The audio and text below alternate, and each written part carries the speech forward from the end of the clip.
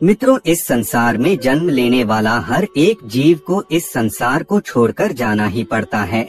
मृत्यु एक ऐसा सत्य है जिसका सामना हर एक जीव को करना पड़ता है। मृत्यु से कोई भी जीत नहीं सकता, लेकिन कोई मनुष्य जीवन में जन्म लेकर अच्छे कर्म करता है तो निश्चित ही उसे मोक्ष की प्राप्ति हो जाती है। उसे फिर से इस संसार में जन्म लेना नहीं पड़ता। जो मनुष्य इस संसार के मोह माया में पड़ जाता है वह बार बार मृत्यु लोक पर जन्म लेता रहता है। जो भी जीवात्मा मनुष्य रूप में जन्म लेती है उसके ऊपर 16 संस्कार किए जाते हैं, जिनमें से उसका अंतिम संस्कार मृत्यु के बाद किया जाता है, जिसका महत्व सबसे ज्यादा है। मनुष्य की मृत्यु के बाद उसके परिजन उसका अंतिम संस्कार करते हैं। जिस व्यक्ति का अंतिम संस्कार शास्त्रों में बताए गए नियम अनुसार नहीं होता तो उसे कभी मुक्ति की प्राप्ति नहीं हो पाती। उसकी आत्मा प्रेत पिशाच बनकर इसी संसार में भटकती रहती है। हमारे 18 महापुराणों में से एक गरुड़ पुराण में मनुष्य के सारे कर्मकांडों के बारे में विस्तार पूर्वक बताया गया है। अगर आप भी किसी व्यक्ति की मृत्यु के बाद उसके अंतिम संस्कार में जाते हैं तो आपको गरुड़ पुराण में बताए गए विधि विधान को जरूर अपनाना चाहिए। गरुड़ पुराण में भगवान विष्णु ने गरुड़ जी को मरने वाले व्यक्ति के लिए किए जाने वाले सभी कार्यों को विस्तार से बताया है। गरुड़ पुराण के अनुसार मनुष्य का शरीर 5 तत्वों से मिलकर बना होता है, इसीलिए मृत्यु के बाद उसे पंचतत्व में विलीन करना चाहिए, तभी उस मनुष्य की आत्मा को मुक्ति की प्राप्ति होती है। शास्त्रों के मुताबिक मरने वाले व्यक्ति के शव को 4 लोग कंधा देते हैं जो 4 दिशाओं का संचालन करते हैं। जानकारी के लिए बता दे, शव को कंधा देना पुण्य का काम माना जाता है, लेकिन कई लोगों के मन में शव यात्रा को लेकर भय उत्पन्न होने लगता है, जिस कारण से वह शव यात्रा को देखकर डर जाते हैं या फिर उससे घृणा करने लगते हैं। वहीं कुछ लोग शव यात्रा को देखना अशुभ मानते हैं। किसी शुभ कार्य में जाते समय शव यात्रा दिखाई दे तो उनके मन में उस काम के बिगड़ने का चिंता उत्पन्न होने लगता है। वह लोग ऐसा अज्ञानता के कारण करते हैं। उन्हें शास्त्रों में बताए गए शव यात्रा से जुड़ी महत्वपूर्ण बातें पता नहीं होती है। इसलिए आज हम आपको इस वीडियो के माध्यम से बताने वाले हैं शव यात्रा से जुड़ी कुछ महत्वपूर्ण बातें, जिसका उल्लेख हमें हमारे धार्मिक ग्रंथ गरुड़ पुराण में देखने को मिलता है। शव यात्रा दिखाई देने पर क्या करना चाहिए?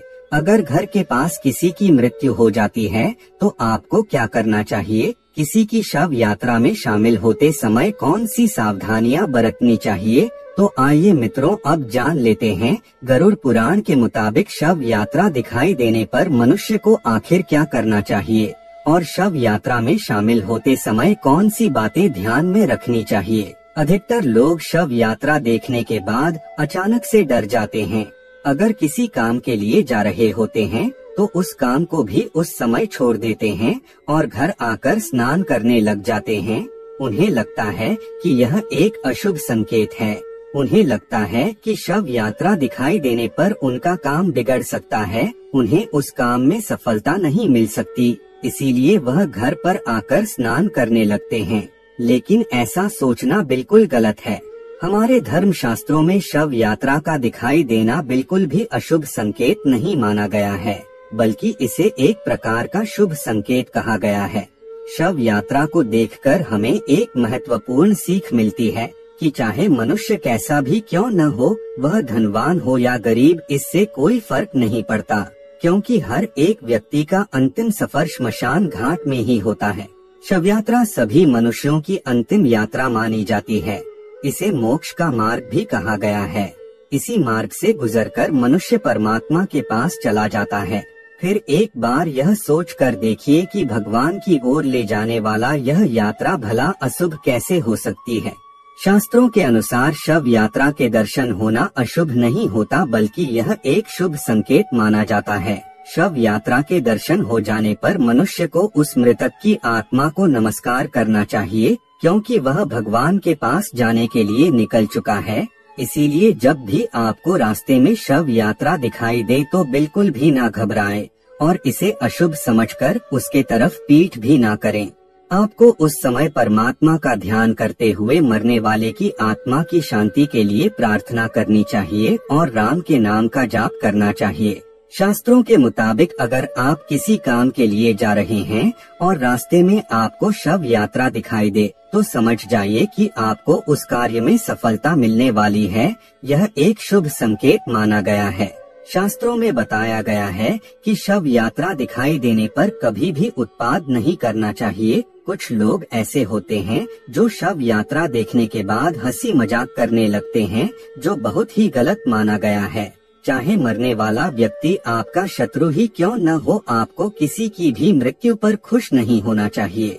हमारे शास्त्रों में यह भी उल्लेख है कि मृत्यु के बाद व्यक्ति न तो आपका मित्र होता है और न ही आपका शत्रु। अगर रास्ते में शव यात्रा दिखाई दे और आपकी नजरों से वह यात्रा दूर न चली जाए, तब तक आपको मौन रहना चाहिए। आप जो भी कार्य कर रहे हैं उसे छोड़कर कुछ मिनट के लिए उस आत्मा की शांति के लिए आपको प्रार्थना करनी चाहिए। शव यात्रा आपके नजदीक होने पर आपको भोजन भी नहीं करनी चाहिए। जब भी आपके पास से कोई शव यात्रा गुजरे तो आप मौन धारण करके परमात्मा को याद करते हुए उस आत्मा की मुक्ति के लिए प्रार्थना करें और फिर से अपने कार्य में लग जाएं।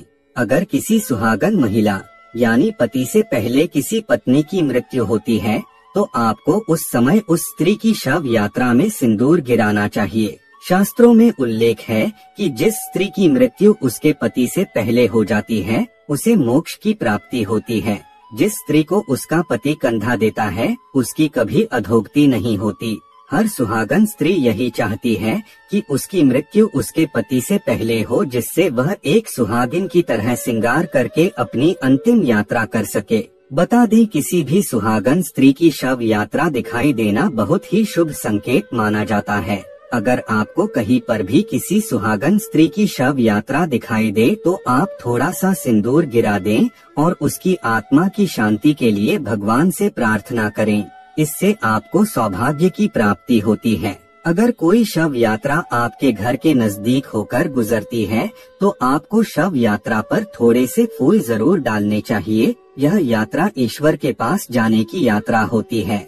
अगर आप चाहते हैं कि आपकी कोई मनोकामना ईश्वर तक पहुंच सके और वह मनोकामना जल्दी पूरा हो सके तो आपको शव यात्रा पर थोड़े से फूल डालकर राम का नाम लेना चाहिए और आत्मा की मुक्ति के लिए प्रार्थना करनी चाहिए। शास्त्रों में स्पष्टता से उल्लेख मिलता है कि जो भी व्यक्ति शव यात्रा में राम का नाम लेता है उसे मोक्ष की प्राप्ति होती है। ऐसे व्यक्ति को भगवान के चरणों में जगह मिल जाती है। मित्रों, गरुड़ पुराण के मुताबिक किसी भी व्यक्ति की शव यात्रा में शामिल होना पुण्य का काम बताया गया है। शायद इस बात को बहुत कम लोग जानते होंगे कि जो भी व्यक्ति किसी की अंतिम शव यात्रा में शामिल होता है तो यह उसके पुण्य कर्मों में जुड़ जाता है। किसी मरने वाले व्यक्ति के शव को कंधा देना अच्छा काम होता है। एक शव को उसकी आखिरी मंजिल तक पहुंचाना पुण्य का काम बताया गया है। लेकिन शव यात्रा में शामिल होते समय और किसी मृत व्यक्ति के शव को कंधा देते समय शास्त्रों में बताए गए कुछ नियमों का पालन करना भी बहुत जरूरी माना गया है, अन्यथा व्यक्ति को इसके अशुभ परिणाम मिल सकते हैं। जन्म से लेकर मृत्यु तक किए जाने वाले सभी संस्कार शास्त्रों में बताए गए नियमों के अनुसार ही करने चाहिए, तभी उसके शुभ फल की प्राप्ति होती है। मित्रों, हमने इससे पहले एक और वीडियो बनाया है जिसमें शव यात्रा में शामिल होने के दौरान कौन सी गलती नहीं करनी चाहिए उसके बारे में भी बताया है, तो आप हमारे चैनल में जाकर उस वीडियो को भी देख सकते हैं। तो आज के वीडियो में इतना ही। अगर आपको ये जानकारी अच्छी लगी हो तो वीडियो को लाइक और चैनल को सब्सक्राइब अवश्य करें। तब तक के लिए जय सिया राम।